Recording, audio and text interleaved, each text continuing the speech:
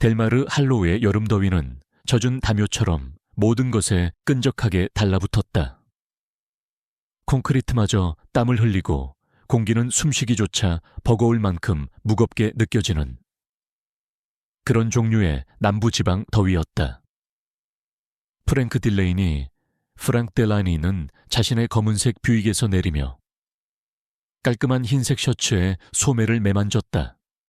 그는 50대 초반의 키 큰 남자로 관자놀이에는 은발이 희끗희끗했고 좀처럼 감정을 드러내지 않는 냉정한 인상의 얼굴을 하고 있었다. 그의 구두는 반짝였고 넥타이는 완벽했다. 지금까지 프랭크의 모든 것은 통제를 의미했다. 그는 위트먼과 윗만 스트리트의 낡은 재봉틀 가게 앞에 서 있었다. 문 닫은 서점과 몇 년 동안 손님이 끊긴 미용실 사이에 끼인 좁은 벽돌 건물이었다. 문 위에는 그리브스 재봉틀 그립스 테일러이라고 적힌 빛바랜 간판이 걸려 있었고 금색 페인트는 여기저기 벗겨지고 떨어져 나가고 있었다. 프랭크는 손에 든 장부를 내려다보았다. 9개월치 임대료 연체, 전화 응답 없음, 통지서 수령 확인 없음. 그가 직접 이곳에 올 이유는 없었다. 이런 일을 처리하는 부동산 관리인들이 있었지만 어쩐지 이곳이 계속 마음에 걸렸다. 그는 주머니에서 낡은 열쇠 꾸러미를 꺼내 녹슨 꼬리표가 달린 열쇠를 골랐다.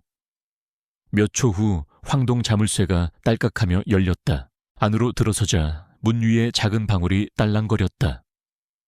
공기는 먼지와 오래된 직물 냄새가 뒤섞여 퀴퀴했다. 아무도 그를 맞이하러 나오지 않았다.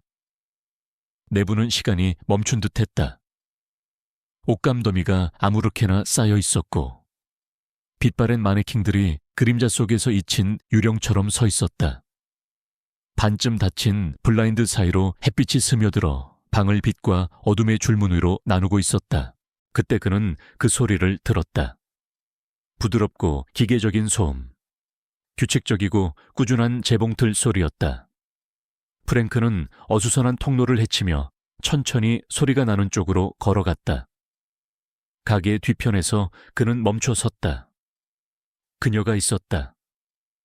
8살도 채 안 되어 보이는 작은 소녀가 낡은 재봉틀 앞에 등을 구부리고 앉아 작은 손으로 바늘 아래 천을 움직이고 있었다. 소녀는 헐렁한 원피스를 입고 있었는데 옷깃이 한쪽 어깨 아래로 흘러내렸고 머리는 아무렇게나 따하 넘겼으며 손가락은 새로 생긴 상처와 오래된 물집으로 뒤덮여 있었다. 프랭크의 가슴이 답답하게 죄어왔다. 소녀는 처음에는 그를 눈치채지 못했다. 마치 자신의 일 외에는 세상이 존재하지 않는 것처럼 기계적으로 집중해서 계속 바느질을 했다. 그가 부드럽게 헛기침을 했다. 얘야, 소녀가 화들짝 놀랐다. 바늘이 흔들리고 실이 끊어졌다. 겁에 질린 크고 창백한 파란 눈이 잠시 그와 마주쳤다가 소녀는 의자를 넘어뜨리며 뒤로 허둥지둥 물러났다. 죄송해요. 소녀가 재빨리 말했다. 목소리는 거의 속삭임에 가까웠다. 그러려고 한 게 아니에요. 얘야, 프랭크가 두 손바닥을 들어 보이며 말했다. 괜찮다. 화 안 났어. 이름이 뭐니? 소녀는 고개를 숙였다. 엘리에. 엘리. 그가 반복했다. 혼자 있니? 소녀는 테이블 옆면을 붙잡고 고개를 저었다. 이모가 곧 돌아오실 거예요. 낯선 사람하고는 말하지 말라고 하셨어요.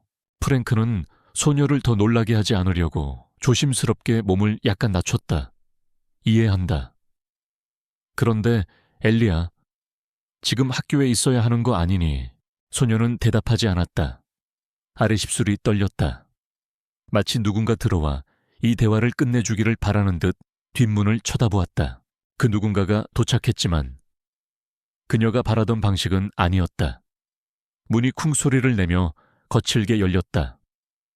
40대 여성이 종이 식료품 봉투 2개를 들고 뛰어 들어오더니 즉시 프랭크에게 시선을 고정했다. 누구시죠? 그녀가 쏘아붙였다. 프랭크는 몸을 바로 폈다. 프랭크 딜레인입니다. 이 건물 소유주죠. 연락을 계속 시도했습니다만 여자는 식료품 봉투를 계산대 위에 내려놓고는 재빨리 그와 소녀 사이로 끼어들었다. 글쎄요. 이제 연락이 닿았네요. 그녀가 억지 미소를 지으며 말했다. 지금은 좀 곤란한데요. 프랭크는 물러서지 않았다. 이 아이가 조카분인가요? 네. 이름은 엘리예요. 엄마가 2년 전에 돌아가셨죠. 불쌍한 것. 이제 저밖에 없어요. 프랭크는 다시 엘리의 손을 흘끗 보았다. 일하고 있는 것 같은데요. 손가락에서 피가 나고 있어요. 여자의 표정이 굳어졌다. 호기심 많은 아이예요. 재봉틀 가지고 노는 걸 좋아하거든요. 그냥 좀 서툴러서 그래요. 그런가요? 그의 말투는 무미건조하고 회의적이었다. 오늘 아침에 열이 좀 있었어요. 그래서 학교에 안 간 거예요. 그렇지? 엘리, 소녀는 바닥에 시선을 고정한 채 천천히 고개를 끄덕였다. 프랭크는 대답하지 않았다. 그는 단지 여자를, 그러고는 소녀를, 그리고 다시 낡은 재봉틀을 응시했다. 무언가 앞뒤가 맞지 않았다. 그의 직감은 이것이 단순한 가난이나 잘못된 양육 이상의 문제라고 말하고 있었다. 설명할 수 없는 방식으로 잘못되었다는 느낌이었다. 그럼에도 불구하고 여자는 그에게 쓴맛 나는 커피 한 잔을 건네며 임대료 이야기로 대화를 돌리려 애썼다. 그는 거의 듣지 못했다. 그의 시선은 옷감 선반 근처 구석으로 물러난 엘리에게 계속 향했다. 소녀는 무릎을 감싸 안고 있었고 숨결은 얕았다. 프랭크는 결정을 내렸다. 다시 연락드리겠습니다. 그가 손대지 않은 커피를 계산대 위에 내려놓으며 말했다. 곧 햇볕 속으로 걸어 나오자. 더위가 더 이상 그렇게 무겁게 느껴지지 않았다. 그의 마음은 다른 곳에 있었다. 그 작은 소녀의 이미지, 모든 움직임, 모든 소리에 움찔하던 모습. 그는 그런 종류의 두려움을 예전에 본 적이 있었다. 아이들에게서가 아니라 더 거친 동네에서 퇴거 문제를 다루던 시절, 망가진 남자들에게서였다. 그는 수많은 인간 군상을 보아왔고 그들의 눈빛에서 절망과 공포를 읽는 데에는 익숙했다. 하지만 이렇게 어린 아이에게서, 그것도 자신의 건물 안에서 그런 모습을 보게 될 줄은 몰랐다. 엘리의 눈빛은 단순한 불안감을 넘어선 깊이 뿌리내린 공포를 담고 있었다. 마치 오랫동안 보이지 않는 감옥에 갇혀 있었던 것처럼 차로 돌아온 프랭크는 운전석에 앉아 움직이지 않았다. 그의 손은 핸들을 꽉 쥐고 있었다. 그러고는 휴대폰을 들어 마커스 마큐스에게 전화했다.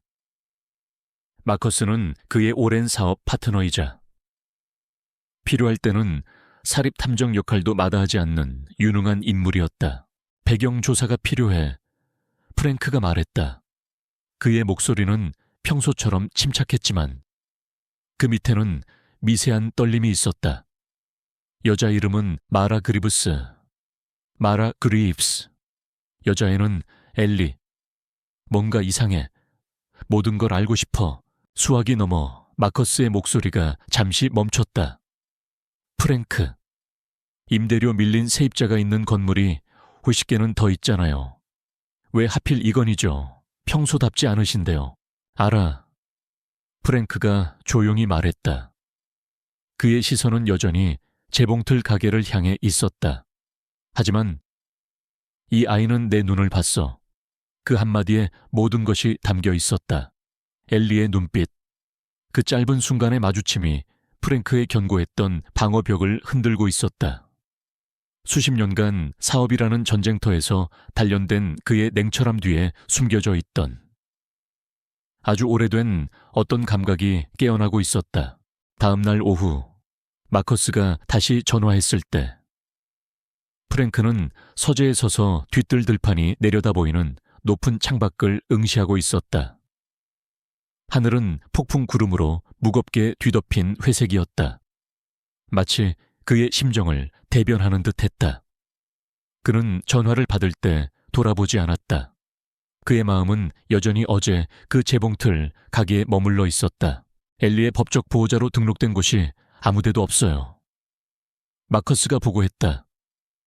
목소리에는 심각함이 묻어났다. 양육권 서류도, 위임장도 아무것도 없어요. 엘리 로소의 어머니 클레어 루소 클레르 로소는 2년 전 교통사고로 사망했습니다. 아버지 이름은 기록된 적이 없고요. 친족 중 양육권을 주장한 사람도 없습니다. 사고 이후 학교 등록 기록도 없고 의료 기록도 주정부 혜택도 아무것도 없어요. 마치 유령 같아요. 프랭크는 마침내 창가에서 돌아섰다. 턱이 단단히 굳어 있었다. 그의 눈빛은 차갑게 빛나고 있었지만 그 안에는 전에 없던 분노가 서려 있었다. 돈은 보험금 같은 건 없었나? 그게 더 심각해요. 마커스가 말을 이었다. 그의 목소리는 한층 낮아졌다. 클레어는 약 5만 달러짜리 소액 생명보험을 남겼어요. 엘리를 위한 거였는데 누군가 계속 빼가고 있었어요. 몇 주마다 소액 인출이 있었죠. 계좌는 지금 마라그리브스 이름으로 되어 있고요. 법적으로는 명백한 사기지만 금액이 적고 간헐적이어서 은행에서 문제를 삼지 않았던 거죠. 마치 계획된 것처럼요. 프랭크는 가슴속에서 뜨거운 것이 치솟는 것을 느꼈다.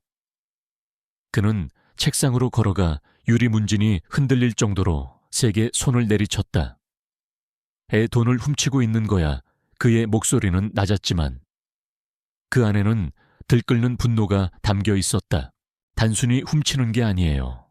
마커스가 덧붙였다. 숨기고 있는 거죠. 그 여자애는 서류상으로는 존재하지 않는 아이나 마찬가지예요.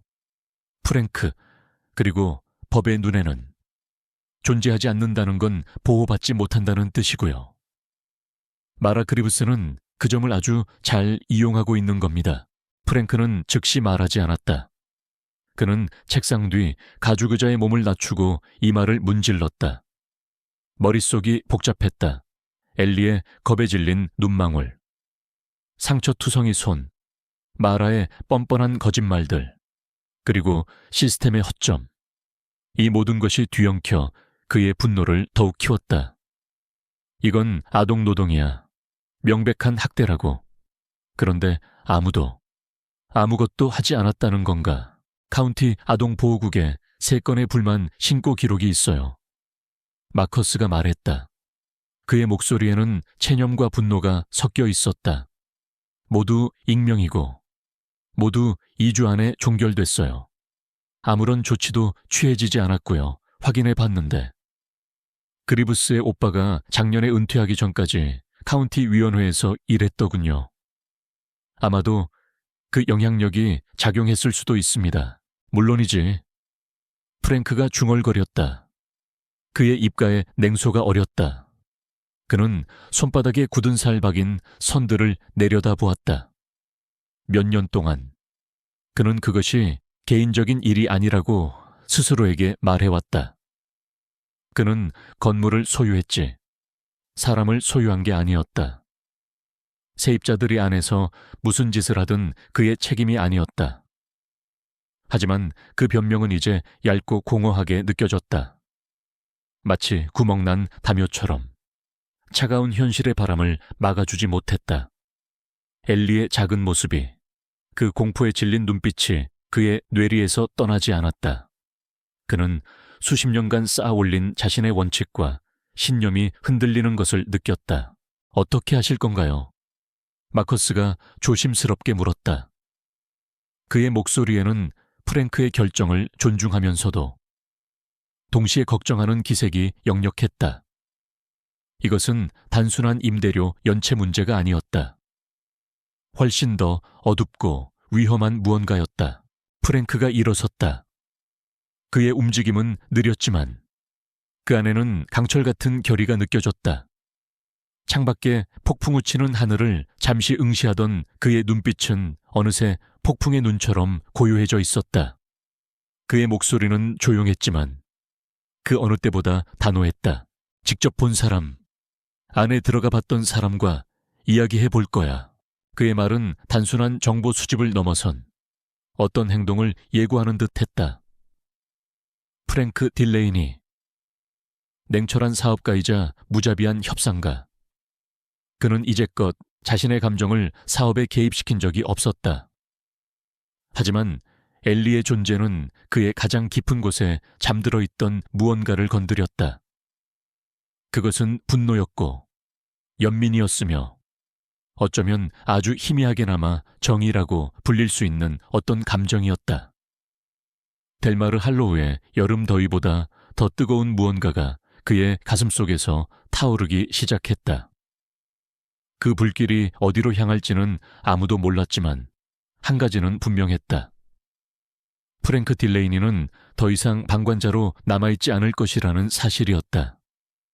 그의 발걸음은 이미 어둠 속 진실을 향해 움직이기 시작했다. 다음 날 아침, 프랭크는 법원에서 2블록 떨어진 작은 식당에서 난시 로완을 만났다.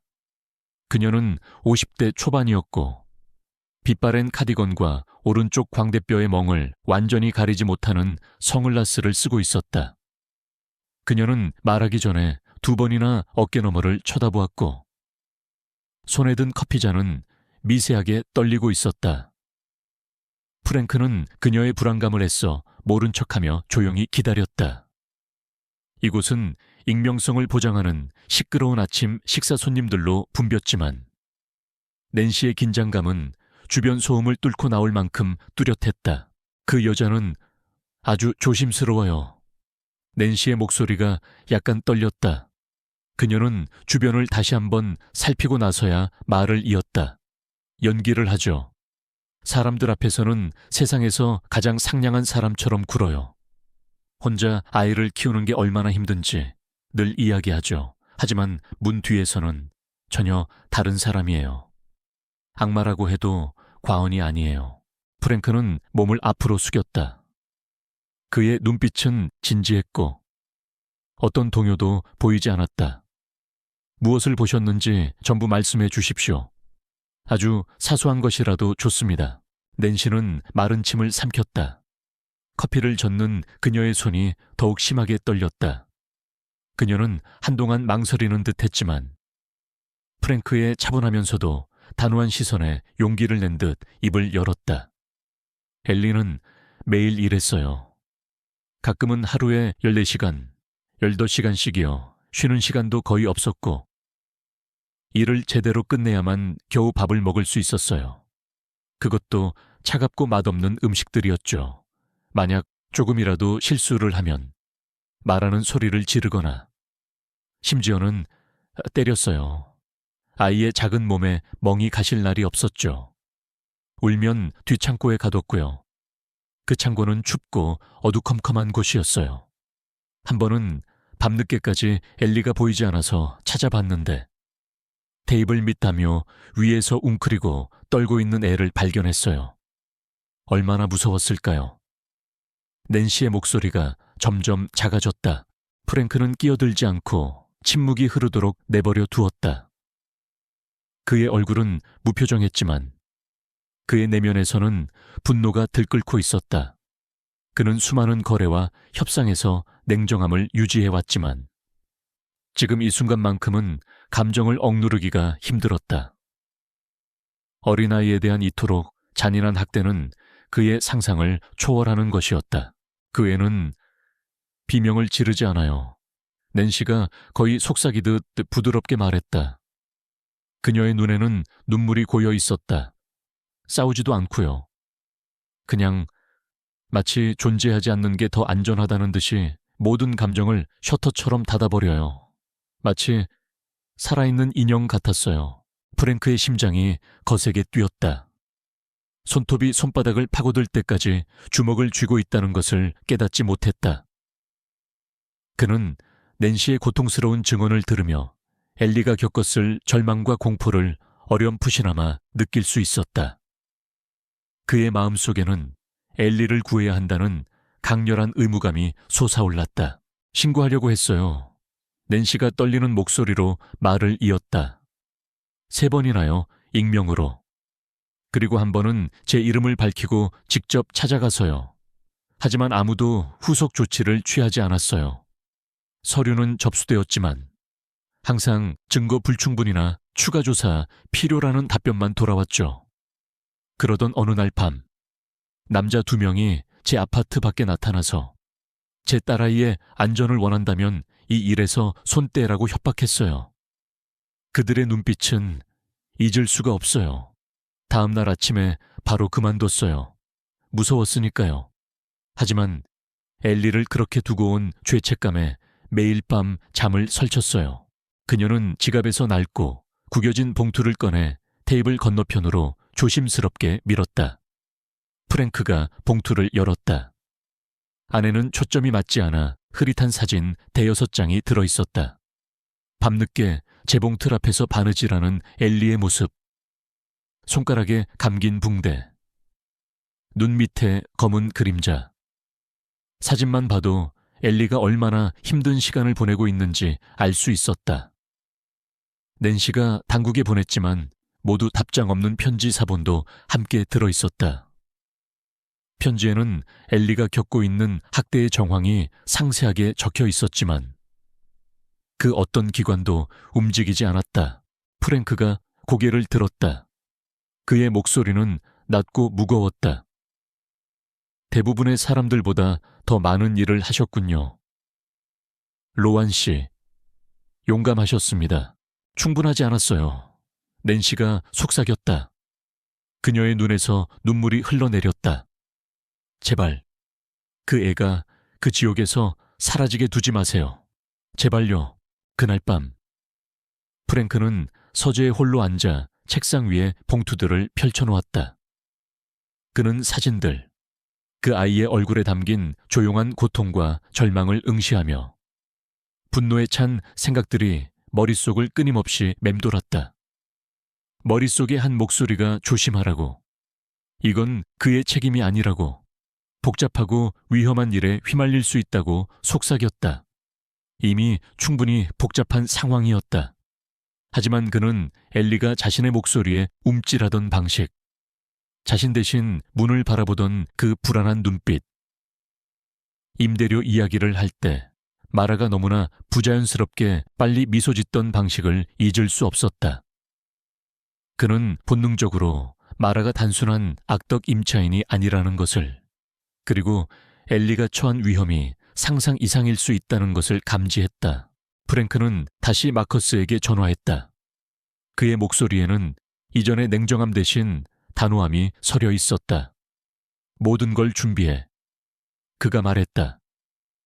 낸시의 진술서, 재정기록, 증언, 빈틈없이.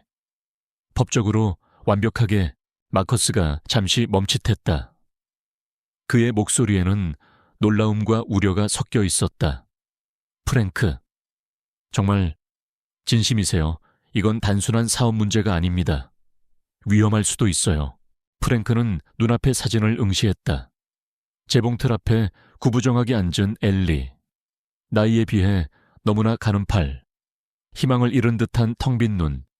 그 애는 그 가게에서 죄수나 다름없어. 그가 낮은 목소리로 말했다. 그리고 우린 그걸 아는 유일한 사람들이고 어쩌면 그 애를 구할 수 있는 마지막 희망일지도 몰라. 밖에서는 들판 너머로 천둥이 낮게 울렸다. 프랭크는 책상 가장자리에 손을 얹고 가슴 속에 조용한 폭풍을 가라앉히려 깊게 숨을 골랐다. 몇 년 만에 처음으로 그는 이룬 임대 계약, 숫자에 대해 생각하지 않았다. 그는 정의에 대해, 그리고 한 작은 아이의 고통에 대해 생각하고 있었다. 그의 마음은 이미 결정되어 있었다. 식당을 나와 집으로 향하던 그날 밤, 비는 세차게 내렸고 델마르 할로우의 좁은 길들은 검은 강처럼 변해 있었다. 프랭크는 뷰익의 핸들을 꽉 잡고 미끄러운 커브길을 조심스럽게 운전했다.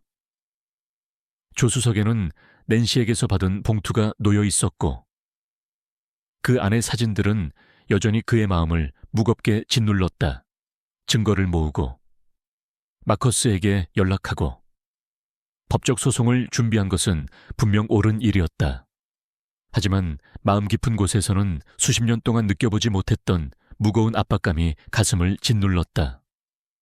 그것은 단순한 분노나 연민을 넘어선 어떤 깊은 책임감과 비슷한 감정이었다. 집으로 가는 길 중간. 가로등도 없고 이웃도 없는 어두컴컴한 도로 구간에서 그의 헤드라이트가 백미러에 비친 무언가를 포착했다. 희미한 헤드라이트 한 쌍이었다. 처음에는 대수롭지 않게 생각했다. 시골길에는 늘 밤늦게 운전하는 사람들이 몇몇 있었으니까. 하지만 3번 더 커브를 돌았을 때도 같은 차가 여전히 뒤따라오고 있었다. 방향 지시등도 켜지 않았고 일정한 거리를 유지하며 끈질기게 따라붙었다.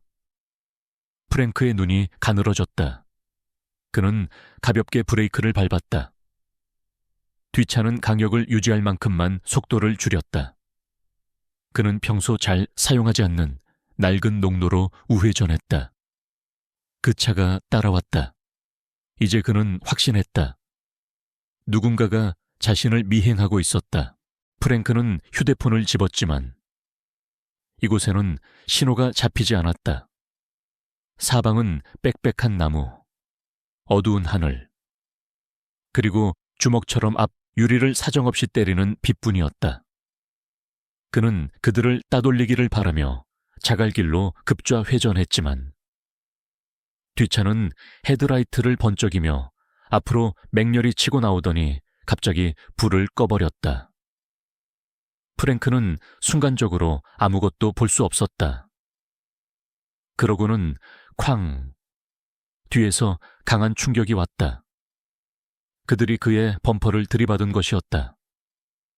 그는 심장이 미친 듯이 쿵쾅거리는 것을 느끼며 낮은 욕설을 내뱉었다.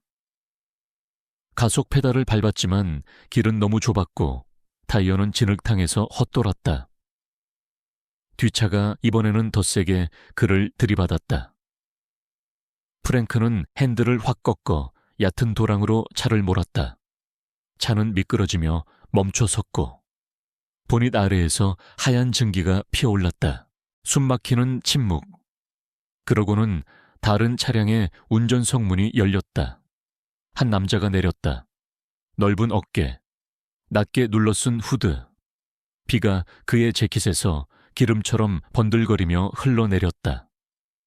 그는 천천히 프랭크의 창문으로 다가와 유리를 한 번, 2번 가볍게 두드렸다.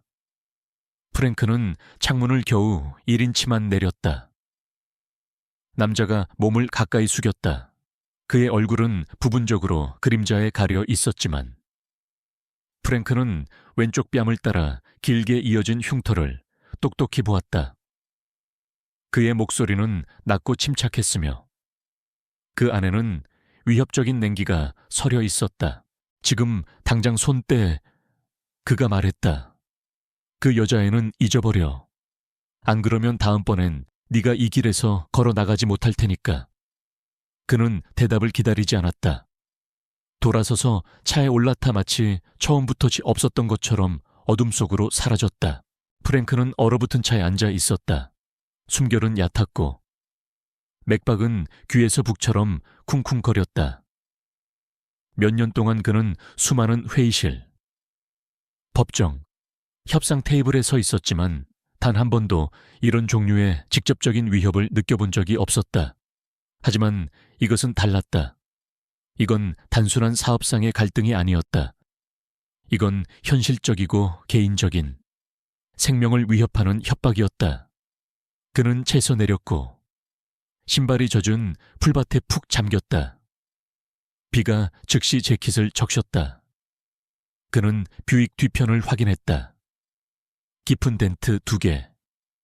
치명적인 손상은 아니었다. 차는 간신히 운전할 수 있는 상태였다. 집에 도착했을 때는 새벽이 희미하게 밝아오고 있었다. 그는 뜬 눈으로 밤을 새웠다. 그저 거울 앞에 서서 과거의 자신과 현재 자신이 되어가고 있는 남자를 번갈아 응시했다. 차갑고 계산적인 사업가 프랭크 딜레이니. 그는 이제껏 자신의 안전과 이익을 최우선으로 여겨왔다.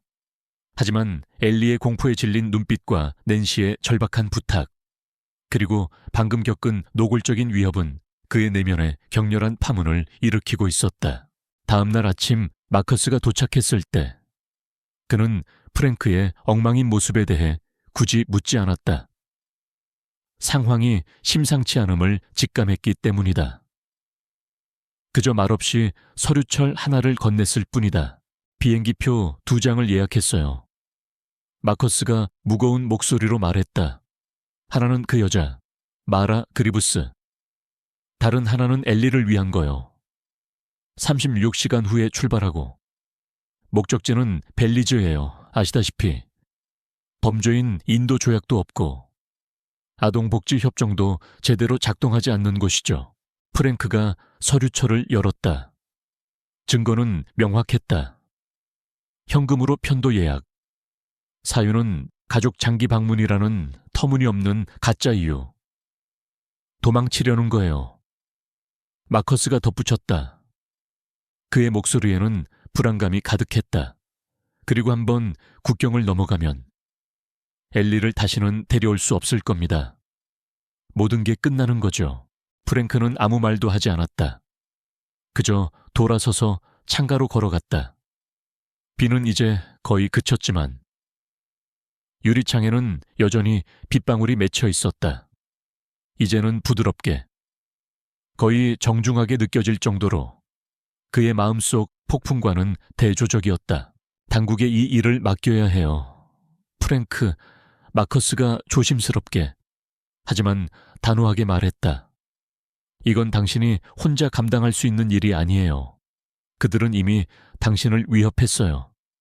다음번엔 정말 무슨 짓을 할지 몰라요. 그들은 이미 그 애를 실망시켰어.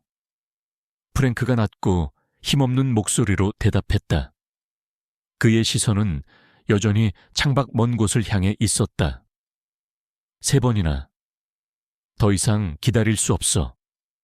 그가 코트를 집어들었다. 그의 움직임에는 망설임이 없었다. 어디 가시는 거예요? 마커스가 다급하게 물었다. 그의 얼굴에는 걱정과 불안이 교차했다. 법원으로. 프랭크의 목소리는 차분했지만 그 안에는 강철 같은 의지가 담겨 있었다. 여행 제한 명령을 받아낼 거야. 만약 그 여자가 공항 터미널에 발이라도 들여놓는다면 거기에 내가 있을 거니까. 몇 시간 안에 프랭크와 마커스는 메르디트 칼로 판사 앞에 서 있었다. 그녀는 정치적 영향력에 단호히 맞서는 것으로 지역 법조계에서 유명한, 확고하면서도 공정한 여성이었다. 프랭크가 제출한 긴급 서류와 낸시 로안의 진술서, 그리고 마커스가 확보한 마라 그리브스의 도주 계획 증거를 꼼꼼히 검토한 후 판사는 깊은 한숨과 함께 명령서에 서명했다. 마라 그리브스는 공식적으로 엘리를 카운티 밖으로 데리고 나가거나 주 경계를 넘나드는 여행이 금지되었다. 하지만 법적 명령만으로는 충분하지 않았다. 프랭크는 시스템이 신속하게 움직일 것이라고 믿지 않았다. 그는 너무나 많은 경우를 보아왔다. 서류 한 장이 모든 것을 해결해 주지는 않는다는 것을. 그가 직접 그곳에 있어야 했다. 엘리가 안전하게 구출될 때까지. 그는 한시도 긴장을 늦출 수 없었다. 다음 날 아침, 해가 뜨기 직전 프랭크는 미드웨이 버스 터미널 건너편에 자신의 뷰익을 세웠다. 그의 손은 핸들을 꽉 쥐고 있었고 밤새 한숨도 자지 못했지만 정신은 칼날처럼 날카로웠다. 그의 모든 감각이 터미널 입구를 향해 집중되어 있었다. 그때 그녀가 나타났다. 마라가 한 손에는 작은 여행 가방을 끌고 다른 한 손에는 엘리의 손목을 거칠게 잡고 있었다. 소녀는 발걸음마다 저항했지만 마라는 아랑곳하지 않고 그녀를 앞으로 잡아당기며 입구에 가까워지자 억지 미소를 지었다. 그 미소는 프랭크의 분노를 더욱 부채질했다. 프랭크가 차에서 내려 길을 건넜다. 그의 발걸음은 침착했지만 빨랐다. 마라, 그가 불렀다. 그의 목소리는 낮았지만 터미널 앞의 소음을 뚫고 그녀에게 정확히 전달되었다. 마라는 마치 유령이라도 본 듯 얼어붙어 돌아섰고 얼굴에서 미소가 순식간에 사라졌다. 도대체 여기서 뭐 하는 거야? 그녀가 날카롭게 쏘아붙였다. 그녀의 눈에는 당혹감과 분노가 뒤섞여 있었다. 당신을 막으러 왔소. 프랭크가 말했다. 그의 목소리는 차분했지만 그 안에서는 피가 용암처럼 들끓고 있었다. 당신은 법원 명령을 위반하고 있어. 엘리를 어디로 데려갈 수 없다는 걸 몰랐나. 마라가 비웃었다. 너무 크고 너무 부자연스러운 공허한 웃음소리였다. 당신은 아무 권한도 없어. 당신은 그의 아빠가 아니잖아. 참견하지 마. 바로 그때 근처 기둥 뒤에서 경찰관 2명이 배지를 보이며 걸어 나왔다. 그들은 프랭크가 미리 연락해둔 지역 경찰들이었다. 그중 한 명이 고개를 끄덕이며 말에게 다가갔다. 마라 그리브스 씨, 아동 위험 및 미성년자 재정학대 혐의로 조사 중이십니다. 또한 법원의 여행 제한 명령을 위반하셨습니다. 저희와 함께 가셔야겠습니다. 마라의 얼굴이 공포와 분노로 일그러졌다. 그녀는 엘리의 팔을 더욱더 꽉 잡았다. 내 거야 이 애는 내 거라고 그녀가 씩씩거렸다. 내가 지붕을 줬고 내가 삶을 줬다고 아무도 나한테서 이 애를 빼앗아갈 수 없어. 프랭크가 한 걸음 더 앞으로 나섰다. 그의 목소리는 얼음처럼 차가웠다. 아니, 당신은 사슬을 줬지. 공포와 절망을 줬고 그 순간 엘리가 마라의 손을 뿌리치고 프랭크에게 달려왔다. 작은 팔이 그의 허리를 감싸 안고 가늘게 떨었다. 마치 폭풍우 속에서 유일한 피난처를 찾은 작은 새처럼. 경찰관들이 마라를 제지했다. 그녀는 수갑이 채워지자 발길질하고 비명을 질렀다. 그녀의 목소리는 터미널 벽에 부딪혀 사악하고 크고 절박하게 울려 퍼졌다. 하지만 엘리는 그 어떤 소리도 듣지 못하는 듯했다. 그저 프랭크에게 매달려 그의 코트에 얼굴을 묻었을 뿐이다. 프랭크가 소녀의 눈높이에 맞춰 몸을 낮추고 낮은 목소리로 말했다. 이제 다 끝났어. 엘리, 넌 안전해. 소녀가 눈물을 글썽이며 그를 올려다보았다. 작은 목소리가 떨렸다. 그 여자가 아저씨를 다치게 할까요? 프랭크는 부드럽게 고개를 저었다. 그의 눈에는 전에 없던 따뜻함이 어려 있었다. 더 이상은 아니야. 얘야, 절대로 그들 뒤로. 먹구름이 걷히고 하늘이 맑아지기 시작했다. 폭풍은 지나갔다. 하지만 프랭크는 또 다른, 더 길고 어쩌면 더 힘든 전투가 다가오고 있음을 알았다. 법정에서의 싸움, 시스템과의 싸움, 그리고 엘리의 양육권을 위한 싸움. 하지만 적어도 이제 그들에게는 희망이라는 한 줄기 빛이 보이기 시작했다. 엘리의 작은 손이 그의 손을 꼭 잡았다. 그 온기가 프랭크에게는 세상 어떤 계약서보다 더 강력하고 의미 있는 약속처럼 느껴졌다. 그는 이 아이를 결코 놓지 않을 것이라고, 그의 남은 생을 걸고서라도 지켜낼 것이라고 다짐했다. 델마르 할로우의 법정은 웅장하거나 인상적이지 않았다. 나무 판넬은 군데군데 벗겨져 있었고 천장의 선풍기는 천천히 회전할 때마다 삐걱거렸으며 방청석 벤치는 수십 년 동안 교체되지 않아 낡고 닳아 있었다. 하지만 그날 아침 높은 창문으로 쏟아져 들어오는 떠오르는 햇살 속에서 방 안은 평소보다 더 무겁고 엄숙한 분위기로 가득 차 있었다. 마치 중요한 무언가가, 어쩌면 한 작은 아이의 운명이 이곳에서 결정될 것을 예감하는 듯 했다. 프랭크는 마커스 옆 앞자리에 앉아 있었다.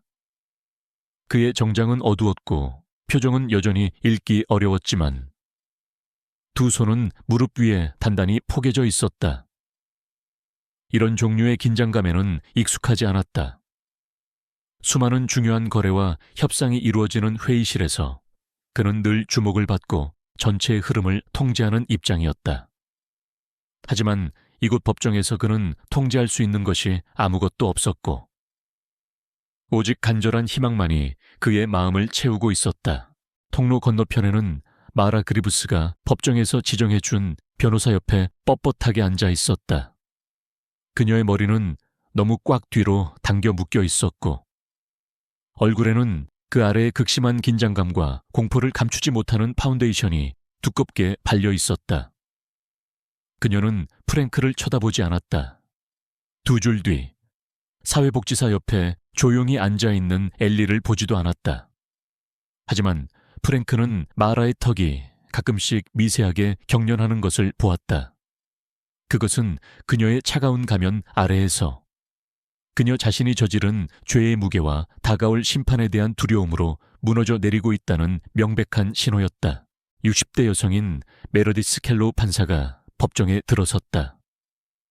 그녀는 엄격하면서도 공정한 판결로 지역사회에서 명성이 높았고 특히 아동 관련 사건에 있어서는 그 누구보다 신중하고 단호한 입장을 취하는 것으로 알려져 있었다. 그녀가 눈앞의 서류들을 훑어보는 모습에서 이미 사건의 전말을 충분히 파악하고 있음을 알 수 있었다. 오늘 우리는 미성년자 엘리 루소에 대한 긴급 양육권 및 학대 청문회를 위해 이 자리에 모였습니다. 그녀가 엄숙한 목소리로 개회를 선언했다. 청원인 프랭크 딜레이니 씨 측, 그리고 피청원인 마라 그리브스 양측입니다. 청문회 전반부는 법적 용어의 정의, 절차상의 확인, 그리고 프랭크가 받아낸 여행 제한 명령의 승인 등으로 다소 느리고 지루하게 진행되었다. 마라의 변호사는 어떻게든 절차상의 문제를 제기하며 시간을 끌려 했지만 켈로 판사는 그의 의도를 꿰뚫어 보고 단호하게 제지했다. 그러고는 마커스가 일어서서 낸시 로완을 증인석으로 불렀다. 낸시는 이전 식당에서 만났을 때보다 한결 안정된 모습으로, 하지만 여전히 긴장한 기색으로 증인석으로 걸어 나왔다. 선서할 때 그녀의 손이 약간 떨렸지만 목소리는 단호했다. 그녀는 자리에 앉아 잠시 엘리를 안쓰러운 눈빛으로 흘끗 본 다음 다시 판세계로 시선을 돌렸다. 로완 씨, 그리브스 재봉틀에서 일하셨던 동안 목격한 것을 법정에 자세히 말씀해 주시겠습니까? 마커스가 차분하게 물었다. 낸시는 심호흡을 한 번 하고 준비해온 듯 막힘없이 증언을 시작했다. 저는 그곳에서 6개월 동안 일했습니다. 그 기간 동안 저는 엘리가 거의 매일 끝없이 바느질하는 것을 보았습니다. 하루에 10시간, 때로는 12시간 이상 일하는 날도 허다했습니다. 어린아이가 감당하기에는 너무나 고된 노동이었죠. 엘리는 학교에도 가지 않았고 거의 바깥 출입도 허용되지 않았습니다. 마치 가게 안의 작은 감옥에 갇힌 것 같았습니다. 만약 바느질 과정에서 조금이라도 실수를 하면 마라는 엘리에게 소리를 지르고 심지어는 때리는 것도 여러 번 목격했습니다. 한 번은 제가 창고에서 테이블 밑에 숨어 잠들어 있는 엘리를 발견했습니다. 온몸을 떨고 있었고 팔과 다리에는 시퍼런 멍 자국이 선명했습니다. 그때 엘리의 눈빛을 잊을 수가 없습니다. 모든 것을 포기한 듯한 깊은 절망감만이 담겨 있었죠. 낸시의 목소리가 가늘게 떨렸다. 법정은 판사의 펜이 서류에 무언가를 기록하는 소리 외에는 숨막히는 정적에 휩싸였다. 방청석에 앉아있던 몇몇 마을 사람들은 낮은 탄식을 내뱉었고 어떤 이들은 손수건으로 눈가를 훔치기도 했다. 마커스가 집행관에게 서류철을 건넸다. 재판장님, 로안 씨가 직접 촬영한 엘리의 사진들과 아동보호국에 3차례나 보냈지만 아무런 답장도 받지 못한 편지 사본들을 증거로 제출합니다. 켈로우 판사가 눈썹을 찌푸리며 서류들을 꼼꼼히 넘겨보았다. 사진 속 엘리의 모습은 참혹했다. 깡마른 몸, 퀭한 눈, 상처투성이 손가락. 편지에는 엘리가 겪고 있는 학대의 정황이 날짜와 함께 상세하게 기록되어 있었다. 판사의 미간주름이 더욱 깊어졌다. 그녀는 고개를 들지 않은 채 마라에게 물었다. 그리브스 양, 루소 양에 대한 법적 후견인임을 증명하는 어떠한 서류라도 가지고 있습니까? 마라의 변호사가 황급히 일어섰다. 청원서를 제출할 예정이었습니다만. 재판장님, 그게 여러 가지 사정으로 인해 지연되어서 결론적으로 없다는 거군요. 켈로우 판사가 그의 말을 단호하게 잘랐다. 그녀의 목소리에는 이미 차가운 기운이 서려 있었다. 마라가 마침내 입을 열었다. 그녀의 목소리는 날카롭고 방어적이었다. 아무도 그 애를 맡으려 하지 않았을 때 제가 데려왔어요. 혼자였죠. 제가 음식도 주고 잠잘 곳도 줬다고요. 제가 아니었으면 그 애는 길거리에서 굶어 죽었을지도 몰라요. 강제 노동을 시켰고 그 아이의 미래를 빼앗았죠. 마커스가 그녀의 말을 정면으로 반박했다. 기술을 가르치고 있었을 뿐이에요. 마라가 날카롭게 쏘아붙였다. 그녀의 얼굴이 분노로 붉어졌다. 요즘 애들은 규율이라는 걸 배우지 않아요. 저는 그 애에게 살아가는 법을 가르치고 있었던 거라고요. 프랭크는 턱을 악물었다. 그는 말하지 않았다. 그럴 필요가 없었다. 마라의 궤변은 이미 방청석의 모든 사람들에게 그녀의 파렴치함을 증명하고 있었다. 판사가 손을 들어 소란을 제지했다. 더 이상 무의미한 소란은 용납하지 않겠습니다. 딜레이니 씨, 법정에 하실 말씀 있으십니까? 프랭크가 천천히 일어섰다. 그는 연설을 준비하지 않았다. 그럴 필요도 없었다. 그의 진심은 어떤 화려한 미사여구보다 더 강력한 힘을 가지고 있었다. 제가 엘리를 처음 봤을 때 그 아이는 재봉틀 앞에 구부정하게 앉아 있었습니다. 어린아이의 것이라고는 믿기 힘든 피와 물집으로 얼룩진 손가락으로요. 제가 말을 걸자 마치 유령이라도 본 듯 움찔했습니다. 저를 보지 않고 문을 쳐다봤어요. 마치 곧 끔찍한 일이 닥칠 것을 기다리는 작은 동물처럼요. 그것은 사랑받고 보호받는 아이의 모습이 아니었습니다. 그것은 명백히 덫에 걸린, 겁에 질린 아이의 모습이었습니다.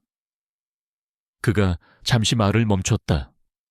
법정 안은 숨소리조차 들리지 않을 만큼 조용했다. 저는 그곳에 이런 일에 관여하려고 간 것이 아니었습니다.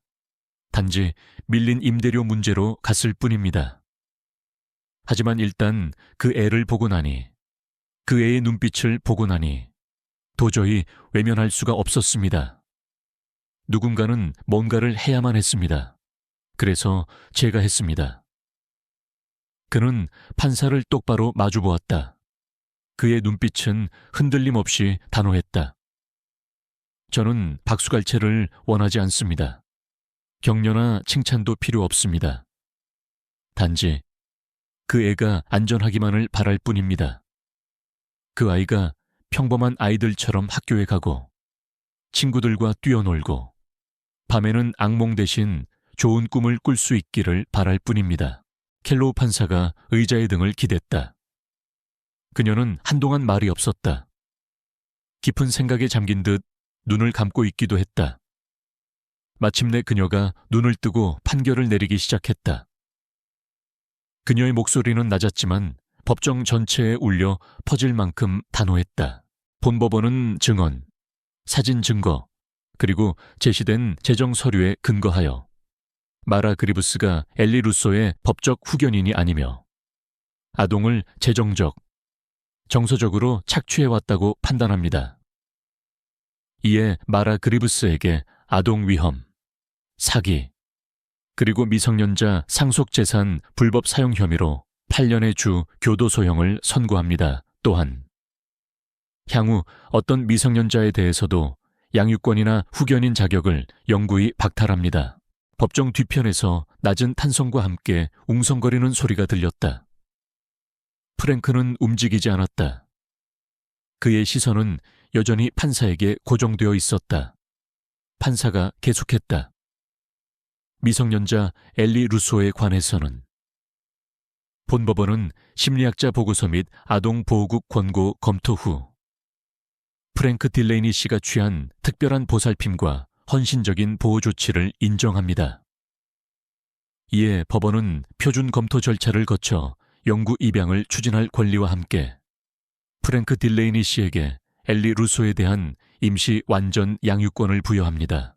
프랭크가 마침내 길고 깊은 숨을 내쉬었다. 그의 어깨에서 무거운 짐이 내려지는 듯했다.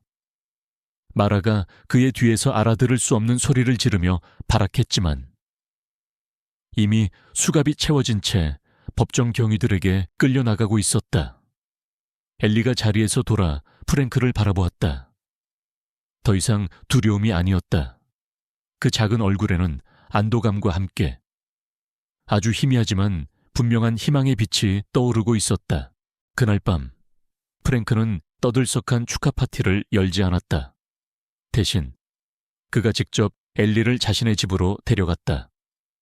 소녀는 앞 좌석에 앉아 작은 배낭을 가슴에 꼭 안고 있었다. 차 안에서는 많은 대화가 오가지 않았지만 프랭크가 말을 걸 때 더 이상 예전처럼 움찔하지 않았다. 그의 길고 넓은 진입로로 차가 들어서자 현관에서 새어나오는 부드러운 불빛이 집 앞을 따뜻하게 비추었다. 마치 그들을 환영하는 듯했다. 프랭크는 채소 내려 엘리를 도와주고 집 열쇠를 건넸다. 소녀가 그를 올려다보았다. 작은 목소리가 망설이듯 흘러나왔다. 이제 다르게 불러도 돼요. 그가 잠시 망설였다. 무슨 말이니? 엘리, 소녀가 한 걸음 더 가까이 다가왔다. 목소리는 아주 부드러웠지만 그 안에는 어떤 간절함이 담겨 있었다. 파파라고 불러도 돼요. 프랭크의 목이 갑자기 메어왔다. 수십 년간 잊고 지냈던, 아니 어쩌면 단 한 번도 제대로 느껴보지 못했던 감정이 그의 심장을 가득 채웠다. 그는 천천히 고개를 끄덕였다. 목소리가 나오지 않아. 그저 고개만 끄덕일 수밖에 없었다. 그래. 엘리야, 그래도 돼. 소녀는 그를 만난 이후 처음으로 환하게 미소 지었다. 활짝 웃는 것도 완벽하게 아름다운 미소도 아니었지만 그 어떤 것보다 진실되고 순수한 진짜 미소였다. 그 미소는 프랭크의 얼어붙었던 마음을 녹이는 봄 햇살과 같았다. 1년 후 엘드리지 레인, 엘리지 레인의 프랭크 딜레이니 저택은 1년 전과는 전혀 다른 모습으로 변해 있었다. 한때 차갑고 정돈된 느낌만을 주던 집은 이제 온기와 생기로 가득 찼다. 덧창은 부드러운 연녹색으로 칠해졌고 앞 현관에는 새 의자 2개와 산들바람에 부드럽게 삐걱거리는 나무 그네가 놓여 있었으며 정원에는 엘리가 직접 심은 튤립과 메리골드가 형형색색으로 활짝 피어 있었다. 집 안에 텅 비었던 벽에는 이제 그림들이 걸려 있었는데 대부분 엘리가 직접 그린 것이었다. 그녀가 가장 좋아하는 그림은 벽난로 위에 액자에 담겨 걸려 있었다. 단순하지만 따뜻한 그림이었다. 예쁜 집 한 채, 커다란 나무 한 그루, 갈색 머리 소녀, 그리고 관자놀이에 희끗희끗한 머리카락이 있는 한 남자. 그 그림 아래에는 엘리의 고르지 않은 필체로 3단어가 적혀 있었다. 안전, 집, 파파. 프랭크는 부엌에서 신선한 오렌지 주스를 2잔에 따르고 있었다. 그는 너무 많이 세탁해서 부드러워진 네이비색 폴로 셔츠와 1년 전이라면 절대 입지 않았을 편안한 청바지를 입고 있었다. 머리카락은 예전처럼 깔끔하게 정돈되어 있지는 않았지만 오히려 그 모습이 더 자연스러워 보였다. 얼굴의 날카로운 선들은 지워지진 않았지만 한결 부드러워져 있었다. 그의 눈빛에는 더 이상 냉철한 사업가의 예리함만이 아닌 따뜻한 온기가 담겨 있었다. 엘리는 창가 작은 아침 식탁에 앉아 두꺼운 종이에 조심스럽게 물감을 칠하고 있었다. 집중할 때면 혀가 입꼬리 사이로 살짝 삐져나왔다. 토스트 2조각이 담긴 접시가 그녀 옆에 손대지 않은 채 놓여 있었다. 아주 진지한 대작이 탄생할 것 같은데 프랭크가 그녀 옆에 주스를 내려놓으며 말했다. 소녀가 고개를 들고 활짝 웃었다. 그 미소는 이제 훨씬 더 자연스럽고 밝아져 있었다. 우리 뒷마당이랑 그네랑 루나예요.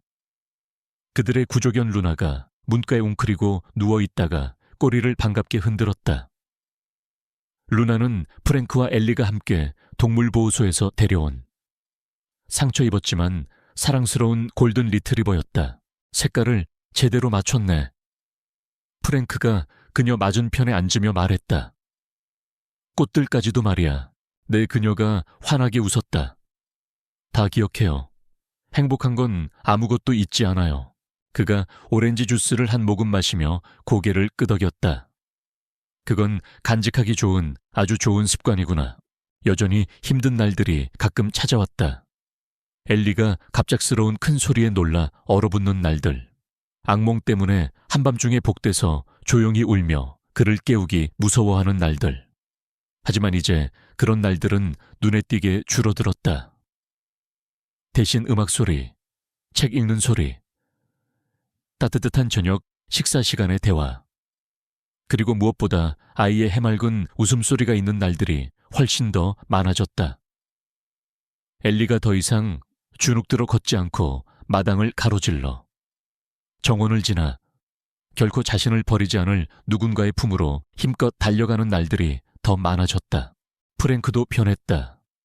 그는 더 이상 아침 식사 중에 주식시장 알림을 강박적으로 확인하거나 스토브 앞에 서서 끊임없이 업무 이메일에 답장하지 않았다. 그의 세상은 바뀌었고 삶의 속도는 느려졌으며 가치관은 명확해졌다. 그의 삶의 중심은 이제 숫자가 아닌 한 작은 아이와의 미소와 행복이었다. 그날 오후 그들은 엘리의 미술작품 전시회가 열리는 커뮤니티 센터로 차를 몰았다. 소녀는 옅은 노란색 원피스를 입고 포트폴리오를 가슴에 꼭 안은 채 안으로 들어섰다. 프랭크가 그녀의 어깨에 부드럽게 손을 얹었다. 긴장되니 아가야, 그가 물었다. 소녀는 고개를 끄덕였지만 멈추지 않고 씩씩하게 걸었다. 안에서는 부모와 아이들이 이젤과 테이블 사이를 오가며 작품들을 감상하고 있었다. 선생님들은 따뜻한 미소로 아이들을 격려했고 각 작품 아래에는 서툰 글씨로 아이들의 이름이 적혀 있었다. 엘리의 작품은 맨 구석, 햇볕이 가장 잘 드는 곳에 전시되어 있었다. 세 점의 그림, 각각 이전 것보다 더 밝고 희망찬 색채를 띠고 있었다. 하나는 그들의 집, 하나는 뒷마당의 그네와 루나. 마지막 그림은 어두운 공간을 가로질러 서로를 향해 뻗은 두 손. 하나는 작고 하나는 큰 손이었다. 그 그림 아래 엘리는 서툰 글씨로 이렇게 적어 놓았다. 내가 발견된 날, 프랭크의 숨이 순간 멎었다. 가슴 속에서 뜨거운 무언가가 울컥 치밀어 올랐다. 엘리가 그를 돌아보았다. 아이의 눈빛은 맑고 깊었다. 아무에게도 전부 다 말하지 않았어요. 그냥 충분히만요. 파파, 그가 천천히 고개를 끄덕였다. 네가 원하는 것 이상으로 설명할 필요는 전혀 없어. 엘리, 소녀가 그의 손을 잡았다. 작은 손의 온기가 그의 큰 손으로 전해졌다. 알아요. 하지만 만약 다른 누군가가 저처럼 힘든 상황에 처하게 된다면 그들도 언젠가는 발견될 수 있다는 걸 알았으면 좋겠어요. 그는 즉시 말을 잇지 못하고 그녀의 손을 부드럽게 잡았다. 지난 1년은 조용하지만 의미 있는 재건의 시간이었다. 당연시되지 않고 하루하루 쌓아 올려 얻어진 신뢰. 거창한 약속이 아닌 일상적인 행동과 배려 속에서 보여준 사랑. 반복해서 증명된 안전과 안정감. 전시회 후 그들은 약속대로 아이스크림을 먹으러 들렀다. 엘리는 무지개색 스프링클이 잔뜩 뿌려진 딸기 아이스크림을 골랐다. 프랭크는 늘 그랬듯이 진한 커피 맛 아이스크림을 골랐다. 해가 낮게 기울어 거리에 따뜻한 황금빛 노을을 들이우는 동안 그들은 가게 앞 벤치에 나란히 앉아 있었다. 예전 생활이 그립지 않으세요? 파파 엘리가 문득 물었다. 프랭크는 잠시 생각에 잠겼다. 그의 시선은 멀리 석양에 물든 하늘을 향했다. 예전에는 내가 모든 걸 다 알고 모든 걸 통제하고 있다고 생각했지. 건물들, 돈, 계약들. 하지만 진실은 나는 정작 뭐가 중요한지 전혀 몰랐다는 거야. 그리고 지금은 알아. 그의 목소리는 낮았지만 그 안에는 깊은 평온함이 담겨 있었다. 소녀가 그의 어깨에 머리를 기댔다. 아이스크림이 냅킨 위로 살짝 흘러내렸다. 엄마가 파파를 좋아했을 것 같아요. 그녀가 부드럽게 속삭였다. 프랭크는 가만히 눈을 감고 목구멍에 치밀어 오르는 감정을 삼켰다. 나도 그러길 바란다. 엘리야, 집으로 차를 몰고 가는 동안 엘리는 루나를 껴안은 차에 뒷좌석에서 깊이 잠들었다. 걔는 움직이지 않고 천천히 눈을 깜빡이며 소녀 곁을 지켰다. 프랭크가 진입로로 차를 몰자 현관 불빛이 이미 따뜻하게 켜져 있었다. 그는 서두르지 않았다. 잠시 그곳에 앉아 조용한 엔진 소리와 엘리의 희미하고 규칙적인 숨소리를 들었다. 1년 전 그는 먼지 쌓인 낡은 재봉틀 가게에 세입자를 내쫓으러 들어갔었다. 대신 그는 그곳에서 한 아이를 발견했다. 그리고 어쩐지 그 아이는 그에게 그가 평생 동안 알지 못했던 혹은 잊고 지냈던 무언가를 주었다. 그가 예전의 자신 이상이 될 이유, 더 나은 사람이 될 이유를 그는 엔진을 끄고 내려 뒷문을 열어 잠든 엘리를 조심스럽게 안아 올렸다. 소녀의 눈꺼풀이 잠시 파르르 떨리며 열렸다. 파파, 아빠가 있잖니? 그가 속삭였다. 그의 목소리는 세상 그 어떤 약속보다 더 단단하고 따뜻했다. 그리고 그는 언제까지나 그럴 것이었다.